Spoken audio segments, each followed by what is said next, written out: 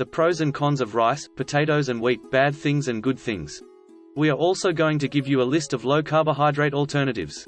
Always consult your healthcare professional before making any changes to your medication or major change in lifestyle. Most important one about is the fourth topic in the video about the bad side. Let's start with the pros. Energy boost. Rice, potatoes, pasta, noodles and bread are like a little powerhouses of energy. Versatility. They are all versatile foods. You can cook it in many ways, boiled, fried, or even steamed. Affordability. Rice is usually not expensive. Long shelf life. Rice can last a long time without going bad. If you eat it with bran and germ, it will give you bit more nutrition. But most of the time traders remove that, as that way they can keep it in storage for a long time. Insects and rodents know the best parts to eat, so when they remove that they can store for a long time. Now, let's look at the cons. They are very high carbohydrate content, high glycemic index. So if you are experiencing diabetes, maybe you need to reduce that or select alternative from this video.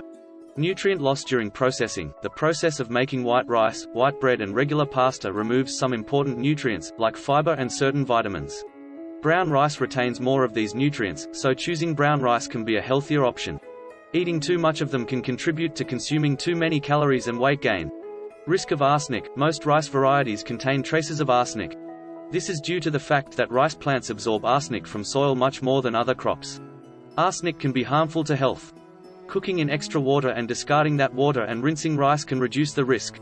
Now, we'll explore the intricacies of them and its impact on diabetes, dispelling myths and uncovering the truths that can empower us to make informed decisions for our well-being. Rice, a staple in diets around the globe, has often been under scrutiny when it comes to diabetes.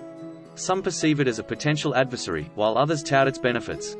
Let's delve into the science behind rice and its impact on blood sugar levels. Rice products can contribute to rapid blood sugar spikes due to their lower fiber content compared to legumes and vegetables and quicker digestion. So always consume rice in limited quantities and check your blood sugar level 2 to 3 hours after eating. Alternatives. If you're looking for alternatives to rice, bread, and potatoes that have a lower carbohydrate content and are less likely to raise blood sugar, here are some options to consider. Here are some. Beans, peas, and other legumes along with their approximate carbohydrate content per 100 grams.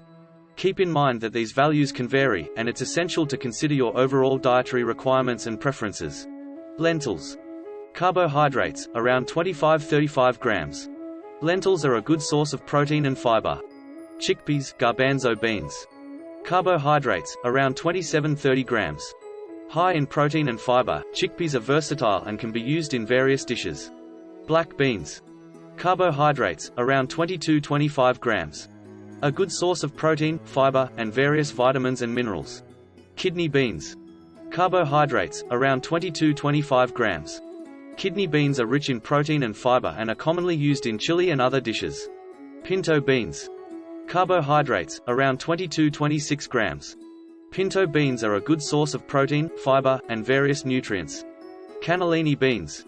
Carbohydrates, around 20–23 grams. These white beans are high in protein and fiber. Edamame or green soybeans, that is soybeans in pod. Carbohydrates, around 8–9 grams. Edamame is a good source of protein, fiber, and essential nutrients. Split peas. Carbohydrates, around 62 grams. Dry, split peas. Split peas are high in protein and fiber and are commonly used in soups. Green peas. Carbohydrates, around 14–16 grams. Green peas are a good source of fiber, protein, and various vitamins. Black-eyed peas or cowpeas. Carbohydrates, around 19–24 grams based on the variety. They are the best I found. Even less than soybeans. These peas are rich in protein and fiber. Lima beans. Carbohydrates, around 19–20 grams. Lima beans provide a good amount of protein and fiber. Adzuki beans. Carbohydrates, around 19–32 grams. Adzuki beans are a good source of protein and fiber. When incorporating legumes into your diet, consider your carbohydrate intake goals, especially if you're aiming for lower carb options. While legumes provide valuable nutrients, they do contain carbohydrates, so it's important to manage portions based on your dietary needs and preferences. Vegetable alternatives. Cauliflower rice. A popular low-carb substitute for rice. Made by grating or processing cauliflower into small, rice-sized pieces.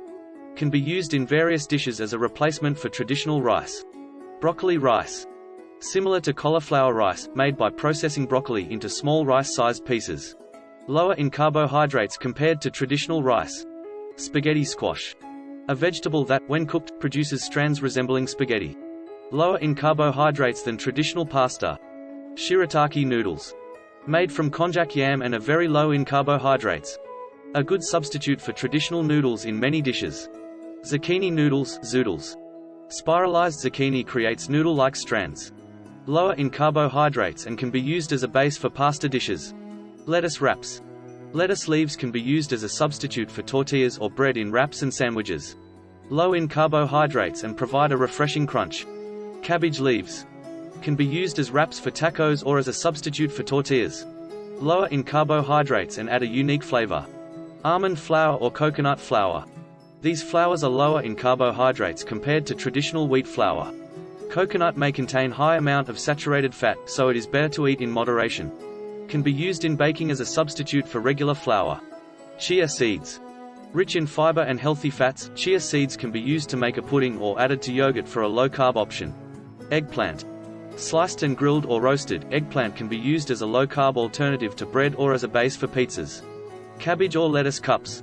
Instead of using bread or tortillas, use large cabbage or lettuce leaves to wrap your favorite fillings. This emphasizes the importance of making conscious choices when selecting wheat-based products. No discussion on diabetes is complete without emphasizing the importance of portion control and a balanced diet. Diabetes educators stress the significance of maintaining the right proportions of carbohydrates, proteins, and fats in our meals. Whole wheat or whole rice, as a complex carbohydrate, plays a role in this balance, contributing to sustained energy release. You need to check your blood sugar response and control portions based on that. In conclusion, they all have pros and cons. They are great sources of energy and is affordable, but we need to be mindful of nutrient loss during processing, calorie content, environmental impact, and the potential risk of arsenic. Choosing whole grains and being aware of how much we eat can help us enjoy its benefits while minimizing the drawbacks. Remember, balance is key in our diet, and being aware of the choices we make can help us live a healthier and more sustainable life. Do not forget to click the like button and subscribe. Thanks very much for watching this video. Up above you see a video related to health. It will be more helpful to you and your family. Subscribe to my channel. See you in the next video.